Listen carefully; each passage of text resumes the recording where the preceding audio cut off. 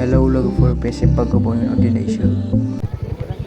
लोगोफोर जोङो मोनसे पिकनिक स्पटआव बेरायफैदों दे बे ट्रेन्डिं जागासिनो आरो दा बे पिकनिक स्पटआ जोंनिनो गसाइगाव टाउननि सिङाव थानाय बाल्लिंमारि होननाय गामियाव बानायदों बे पिकनिक स्पटखौ बे पिकनिक स्पटनि मुङानो जाबाय बान्दो खर' गाथोन पिकनिक स्पट जोङो दायो लोगोफोर बेराय नायगासिनो आरो गोगोम मानसिलै दिनै सानदेबो ना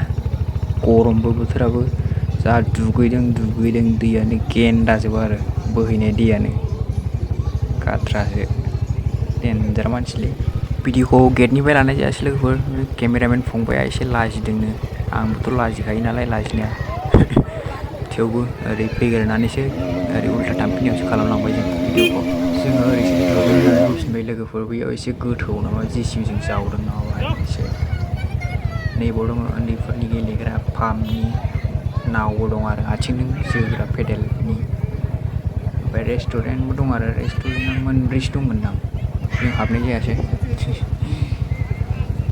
दखानबो दं आरो गामिनि मानसिफोर फैयो माने गामिनिसो बानायखानाय नालाय पिकनिक स्पटआबो नैबावनो दुगैनो नागिरदों जों लोगोफोर बे गोजा गोथां सोंनायावनो बाव एसे गोथौ आरो दैया लोगोफोर होमबा आं दुगैनायखौ दसे नायदो नोंथांमोना बाल्लिंमारि पिकनिक स्पटआव जोंहा दुगैनो फैदों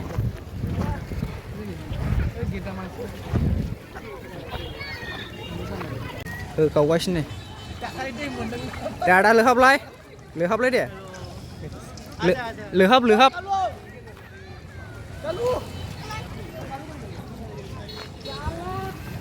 वाव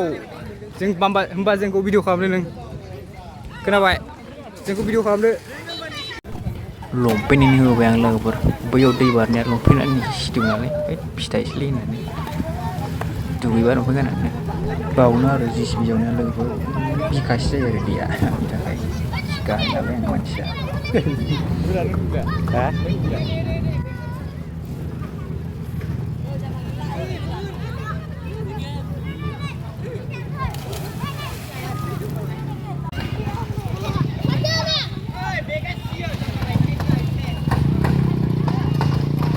लंपेन्टआ नायलाय आंना लोगोफोर स्टाफ जोब्बाय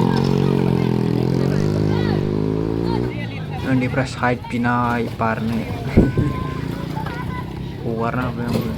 गावसोरखौ बारहोग्रोनानै आंबो बारसै आरो जासिबावासो आंना गन्थं हमथेलायबावनांगौसो दै हाबोलै आंना गन्थंआव र' आं होनायखौ नायदो दे लागावसै आंबो बिदि दुगैबासो बिदि बारलु बारला दुगैबासो इन्ट्रेस्ट मोनो दुगैनो बे लोगोजों रायज्लायहरदों आरो दल दुगैगासिनो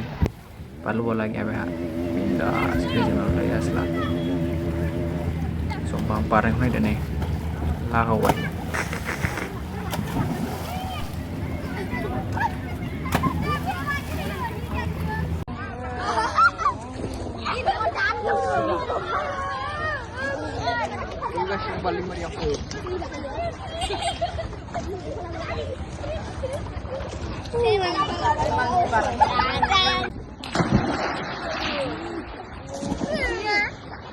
बर' मानसि आरोना ओमफ्राय आं लोहाबना थाबाय थाखादों दसे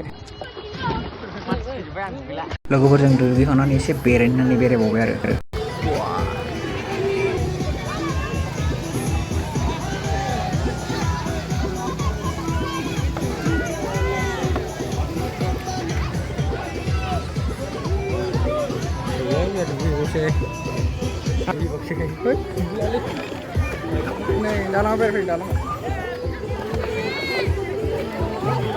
wow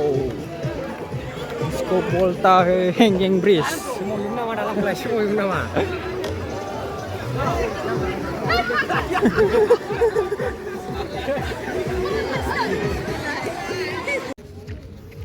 दुगैदो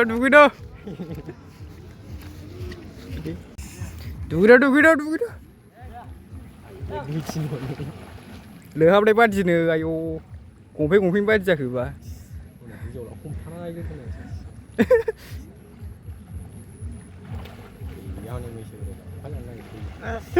गैया खामाय गैया नोङो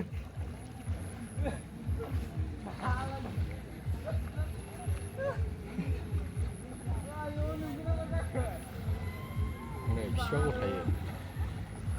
मैसो बोराया हायाव नेरौ